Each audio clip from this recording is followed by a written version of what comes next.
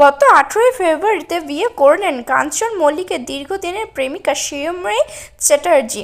বেশ কিছু বছর আগের থেকে তাদের মধ্যে প্রেমের সম্পর্ক তৈরি হয়েছে এবং এ নিয়ে টলিপাড়ি কম জল্পনা কল্পনা এবং তাদেরকে কটূক্তি করাও শেষ হয়নি। কিন্তু এখানে মূল কথাটি হলো, তাদের বিয়েতে শুধুমাত্র ঘরোয়াভাবে পালন করলেন বা কেন তারা? কোনো সেলিব্রিটিকে সেখানে নিমন্ত্রণই বা করা হয়নি। এমনকি সূত্রের খবর অনুযায়ী জানা গেছে, কাঞ্চনের নিজের আত্মীয় স্বজনদেরকেও নাকি বাদ দিয়েছেন তিনি। ইতিমধ্যেই টলিপাড়ায় শোরগোল পড়ে গেছে বিয়ে নিয়ে।